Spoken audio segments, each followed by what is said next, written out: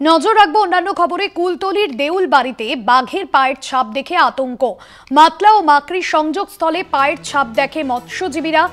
সাধারণ মানুষকে নিরাপদ আশ্রয়ে থাকার অনুরোধ বনকর্মীদের। রাজু দাস রয়েছেন ফোন লাইনে। রাজু, এখনো পর্যন্ত যার পায়ের ছাপ দেখা গিয়েছে, এখনো পর্যন্ত বাঘের পায়ের ছাপ, কি বলছেন স্থানীয়রা?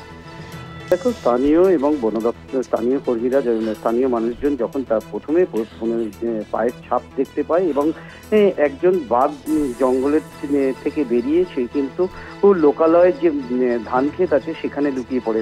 রাতভর কিন্তু রাত পাহারার ব্যবস্থা করে পুলিশ প্রশাসন এবং বনকর্মীরা সকলে, এবং সকাল হতেই কিন্তু সেই ধান ক্ষেত ঘিরে ফেলা হয় এবং তারপরে দীর্ঘক্ষণ পর্যবেক্ষণ করার পরে বন দপ্তর সিদ্ধান্তে আসে যে সেই ধান ক্ষেত থেকে কিন্তু সে বাঘটি বেরিয়ে গেছে এবং সে কিন্তু এমন একটি জায়গায়, অর্থাৎ যেখানে নদীর বাঁধ রয়েছে এবং অপরদিকে গভীর অরণ্য রয়েছে, সেদিকে কিন্তু শেষ পায়ের ছাপ পাওয়া গেছে। তারপরেই যেহেতু শক্ত মাটি এবং সম্পূর্ণ এই মুহূর্তে জোয়ার চলছে, ভাটা নামার পরেই সেই এলাকা দিয়ে আবার বেরিয়ে গেছে কিনা সেটাই কিন্তু বন দপ্তর দেখতে চাইছেন এবং এখনো পর্যন্ত বন দপ্তরের আধিকারিকরা ঘটনাস্থলে আছেন। তারা কিন্তু যে জায়গাটি ঘিরেছিল সেখানে বাঘ নেই বলে তারা জানিয়েছেন এবং বাঘ আদৌ বেরিয়ে